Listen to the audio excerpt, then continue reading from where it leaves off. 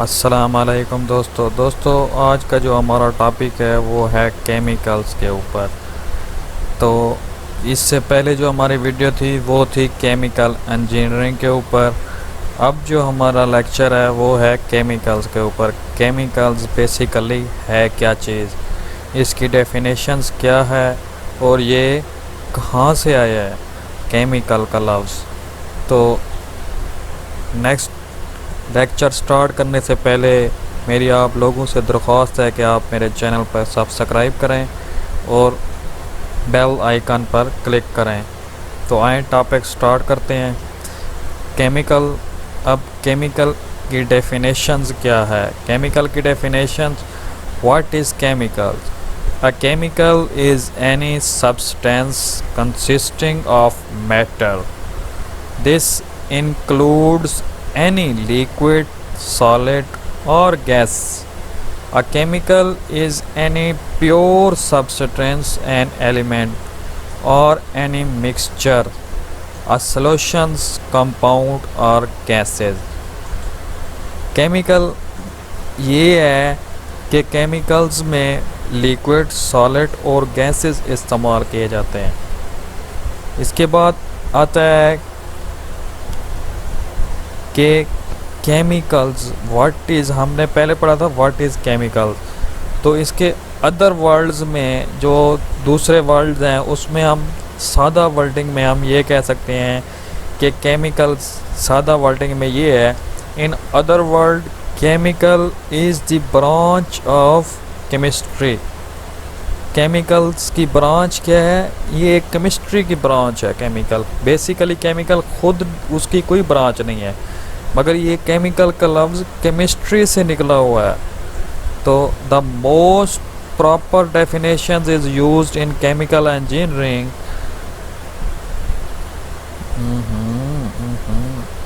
The most proper definitions is used in chemical. This definitions of a chemical is so broad. Most people consider a pure substance, element or compound to be a chemicals, particularly if it is prepared in a laboratory. Chemicals की definitions, chemical का word basically chemistry से निकला हुआ है।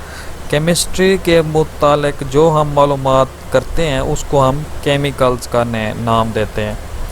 इसके बाद आ जाता है कि केमिकल्स के जो एग्जांपल्स, मेन एग्जांपल्स हैं वो हैं दो।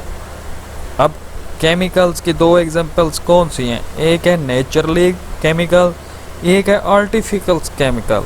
यानी कि आर्टिफिशियल केमिकल ये होता है कि जो हम खुद तैयार करते हैं, और नेचुरली ये होता है जो हमारे पास कुदरती है, जिस तरह से गैस, लिक्विड और सॉलिड हैं। तो गैस में हमारी एलपीजी सिलेंडर हो गया है, ये एक कुदरती है बनी हुई है गैस। तो हम उसको कंप्रेस, एलपीजी जो होती है उसको कंप्रेस करके हम जो है ना उसको घरों में सिलेंडर में डाल के फिर वो घरों में इस्तेमाल करते हैं। इस तरह से लिक्विड के हवाले से हमारे पास H2O वाटर है, पानी है हमारे पास नेचुरली, और भी बहुत सारी चीज़ें हैं। इसी तौर पे हमारे पास लिक्विड के हवाले से जो है ना वो हमारे पास H2O है। तो आए हम पढ़ते हैं फिर गैसेस। गैसेस क्या हैं? ऑक्सीजन एंड नाइट्रोजन और नेचुरली अक्रिंग गैसेस। यानी कि ऑक्सीजन और नाइट्रोजन ये हमारे एक कुदरती गैसेस हैं। Together they make up most of the air we breathe. Hydrogen is the most common naturally occurring gas in the universe. यानी कि जो हाइड्रोजन होता है वो हमारा कुदरती तौर के ऊपर जो है ना हमारी नेचर के अंदर शामिल है। जो हम सांस लेते हैं हाइड्रोजन के ज़रिए हम सांस लेते हैं। ये हमारा कुदरती अमल है। Gas universe naturally gas, hydrogen जो है ना हमारी कुदरती है। अगर हाइड्रोजन इंसान में ना हो तो अगर हाइड्रोजन मौजूद ना हो हवा में, एयर में, तो फिर इंसान भी ज़िंदा नहीं रह सकते। इसके बाद आता है टॉपिक लिक्विड के हवाले से। लिक्विड क्या है? Perhaps the most important naturally occurring liquid in the universe is water। जैसे मैंने आपको पहले बताया था कि पानी जो है ना हमारे लिए बहुत ही अहम है और ये एक कुदरती जुज़ है। वाटर जो है वो एक कुदरती जुज़ है, made up of hydrogen. Water में क्या होता है? हाइड्रोजन और oxygen. Water behaves differently from most other liquid because it examples when frozen. This natural chemical behavior has had a profound effect on the geology, geography and biology of earth and almost certainly other plants। पानी हमारे लिए बहुत ही अहम है। अगर पानी ना होता तो इंसान ज़िंदा ना होता, क्योंकि इंसान की बॉडी के अंदर भी 67% जो है ना 67% वाटर मौजूद है। अगर वो ना होता इंसान के अंदर तो इंसान भी ज़िंदा नहीं रहता था। तो पानी ये एक कुदरती हमारे पास अल्लाह ताला ने दिया है। उसके बाद आ जाता है सॉलिड्स। पहले हमने पढ़ा था गैस, लिक्विड, अब आ जाता है सॉलिड। सॉलिड क्या है? नेक्स्ट हमारे पास आ जाता है सॉलिड्स। सॉलिड्स क्या है? Any solid object found in the natural world is made up of chemicals, plant fibres, animal bones, rocks and soils are all made up of chemicals. Solids क्या है? Solids हमारे पास मौजूद है, वो कहता है केमिकली, एक नेचुरली मौजूद है। और वो नेचुरली क्या है? प्लांट्स फाइबर्स, जो हमारे पास कुदरती प्लांट्स हैं, दरख्त हो गए मुख्तलिफ़ किस्म के। एनिमल्स बोन्स, जानवरों की हड्डियाँ। रॉक्स हो गई, जिस तरह हम लकड़ी को जो है ना जलाते हैं उसके बाद हमें रॉक्स मिलती हैं। उसके बाद and soils are all made up of chemicals. इसके अलावा और भी चीज़ें मौजूद हैं, चमड़ा जैसे हो गया, वो ये सॉलिड्स में शामिल होता है।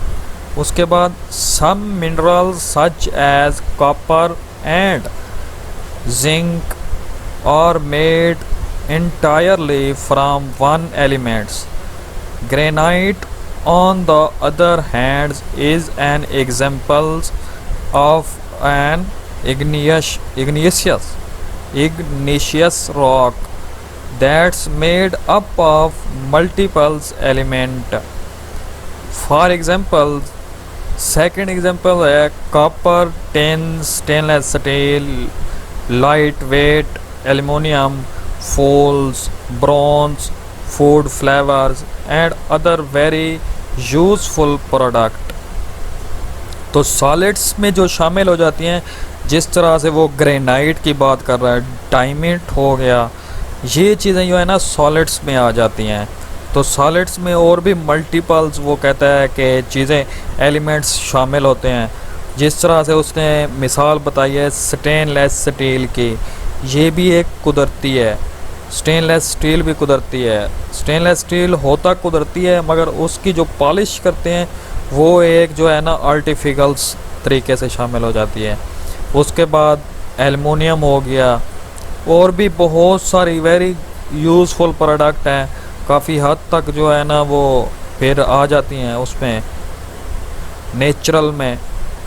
तो आज का टॉपिक हमारा इतना ही है। नेक्स्ट टॉपिक हम स्टार्ट करेंगे तो उससे पहले मेरी आप लोगों से दरख्वास्त है कि आप मेरे चैनल को सब्सक्राइब करें, बेल आइकन पर क्लिक करें और कमेंट्स में हमें ज़रूर बताया करें अगर इस तरह से केमिकल या केमिकल इंजीनियरिंग के मुतालिक कोई भी टॉपिक हो तो मुझे ज़रूर इन्वॉल्व करें। तो आप कमेंट करेंगे तो मुझे पता चलेगा कि आपको कौन सा टॉपिक चाहिए। जिस टॉपिक पे आप कहेंगे फिर उसी टॉपिक पे मैं आपको वीडियो बना के सेंड कर दूंगा।